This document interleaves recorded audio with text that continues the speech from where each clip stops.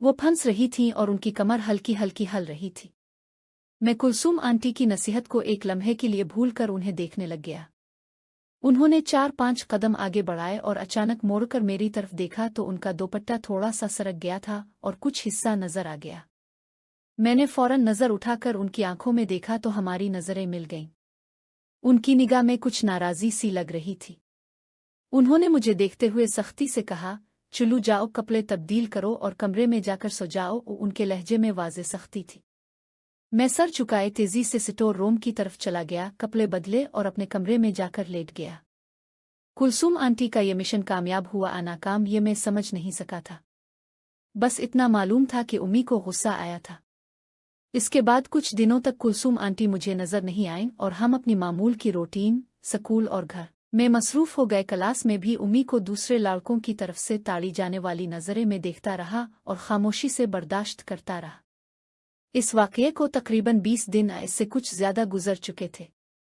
एक दिन मैं खेल कर ग्राउंड से वापस आ रहा था तो कुलसूम आंटी अपने घर के दरवाजे पर खड़ी थी। मुझे देखते ही वो मुस्करा दे उठीं और मेरे सलाम का जवाब दिए बगैर घर के अंदर की तरफ हिट गईं, मुझे अंदर आने की जगह देती हुई। जैसे ही मैं उनके घर में दाखिल हुआ उन्होंने दरवाज़ा बंद किया और अचानक मुझे गिले लगा लिया। मुझे प्यार से देखते हुए बोले, किधर गायब हो गए थे तुम इतने दिनों से? मैंने कहा, आंटी मुझे डर लग रहा था। इस दिन उम्मी इतना गुस्सा में थीं कि लगा कि किसी को मार ही डालेंगी। कुलसूम आंटी ने मुझे गिले लगाए रखते हुए कहा, अरे इसकी फिक्र ना करो, बस तुम देखते जाओ मैं क्या करती हूँ। ये कहते हुए वो नीचे बैठ गईं और मेरे कपड़े दुरुस्त करते हुए मुझे करीब खींच लिया। वो बहुत जज्बाती हो रही थीं और मुझे प्यार कर रही थीं। इसके बाद उन्होंने अपना दोपट्टा दुरुस्त किया और सहने पड़ी चारपाई के करीब जाकर खड़ी हो गईं। मोड़कर मुझे देखते हुए बोले, चुल्लू अब करीब आओ, फिर देखना मैं तुम्हें एक बड़ा सरप्राइज दूंगी। मेरा दिल उनकी तरफ खींच रहा था लेकिन उम्मी का ख्याल भी साथ साथ आ रहा था। फिर भी मैं उनके करीब गया और हम दोनों एक दूसरे के करीब हो गए। वो बहुत जज्बाती हो गईं और हमने एक दूसरे को प्यार किया। कुछ देर बाद वो सुकून से सीधी हुई, मुझे प्यार से देखा, फिर बोले, कल छठी है ना? कल सुबह मैं तुम्हारे घर आऊंगी और तुम्हें एक खास सरप्राइज दूंगी। कैसा सरप्राइज? मैंने पूछा। वो कुछ सोचते हुए मुस्कुराएं और बोले, देखो अभी नहीं बताती, लेकिन तुम बीच में कुछ मत करना, बस मुझे देखकर इशारा कर देना। मैंने पूछा, मुझे क्या देखना है? वो बोले, कल सुबह तुम्हारी उम्मी को घर से एक खास चीज दी जाएगी। अगर वो इसे कबूल कर लें तो तुम फौरन मुझे आकर बता देना। मैं कुछ और ही सोच रहा था, मेरे तमाम अरमानों पर जैसे पानी फिर गया।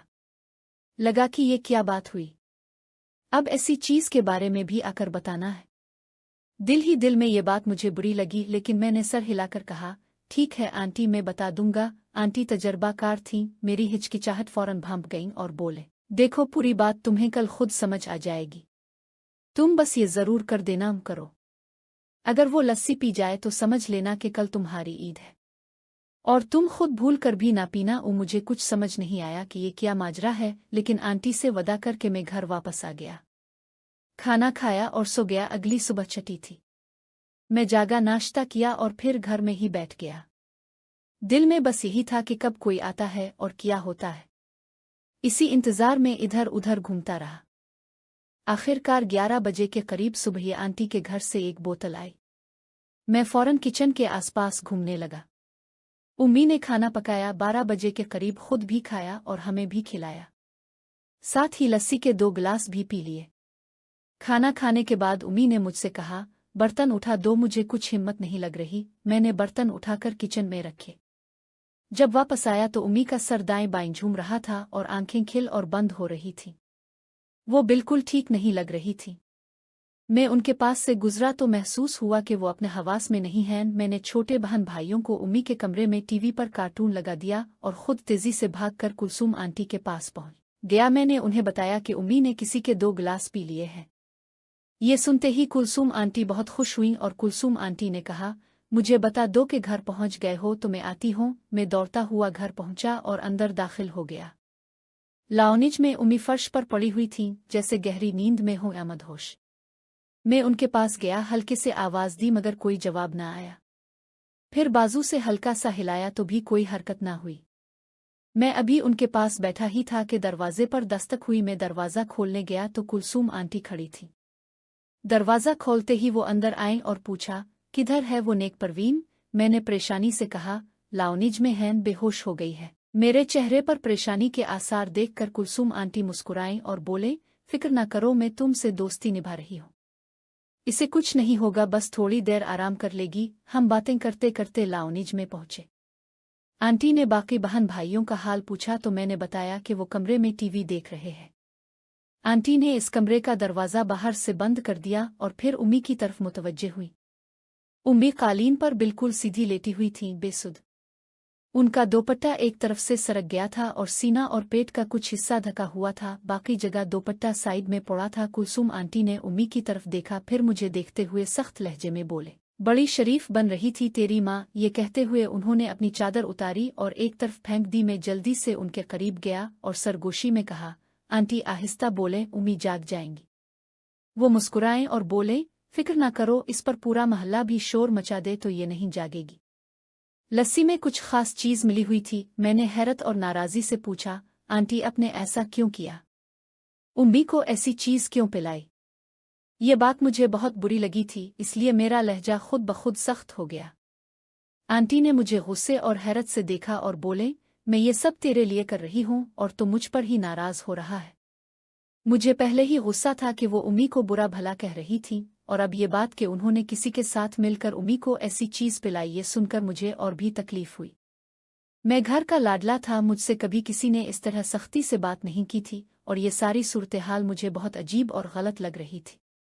मैंने कहा, ठीक है, लेकिन अब जिस तरह बात कर रही है थी, जो फितरी तौर पर माँ के वजूद की तरफ खींचती थी, लेकिन माँ की बेइज्जती और तजलील मुझसे बर्दाश्त न हो रही थी। अभी कुछ लम्हे पहले जो दिल में उम्मी के जिस्म की तरफ कशिश थी, वो अब बदल चुकी थी। कुलसूम आंटी मुझे एक खतरनाक औरत लग रही थी जो उम्मी को नुकसान पहुंचाने पर तली हुई थी। मैंने उनकी बात सुनकर कहा, आंटी आप ये किस तरह की बातें कर रही है?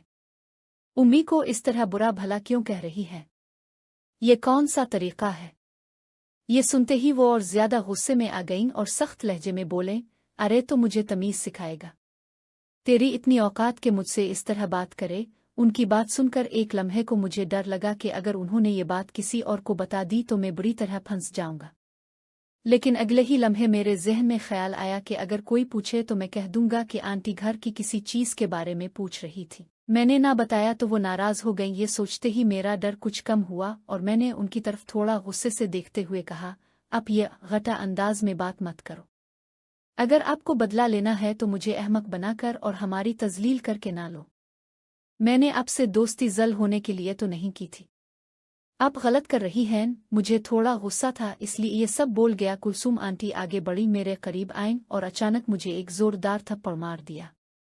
दांत पीसते हुए बोले, नारंगी के बच्चे, तुम्हारी ये जुर्रत! फिर उन्होंने मेरे बाल पकड़कर जोर से झटका दिया और एक और थप्पड़ मारा।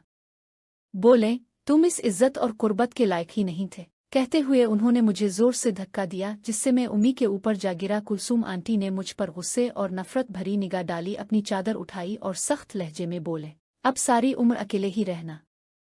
तुम इस काबिल नहीं थे कि तुम्हें वो खुशी दूं जो दे सकती थी। मैं उनसे उम्र में बहुत छोटा था, गुस्सा तो बहुत था, लेकिन मैं ये भी जानता था कि उनका मुकाबला नहीं कर सकता। इसलिए फर्श पर पड़े पड़े ही मैंने की तरफ देखते हुए कहा, दफ हो जाओ, अपनी बुरी शक्ल लेकर मेरे घर से निकल जाओ।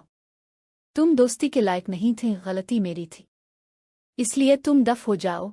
कुलसूम आंटी ने मुझे गुस्से से घूरा, सख्त लहजे में बोले, जा निकल जा कुत्ते के बच्चे, और उठकर बाहर की तरफ चल पड़े।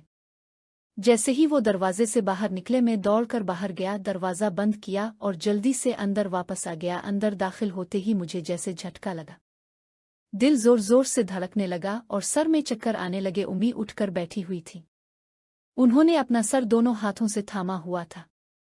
जब उन्होंने मेरी तरफ देखा तो उनकी आंखों से मुसलसल आंसू बह रहे थे। उन्होंने मुझे अपने करीब आने का इशारा किया। मेरी तो जैसे जान ही निकल गई। मुझे लगा कि उम्मी सब कुछ जान चुकी है।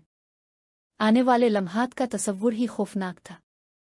मेरी हालत ऐसी हो गई कि मैं थर थर कांपने लगा। कांपते हुए मैं उम्मी के सामने जाकर खड़ा हुआ।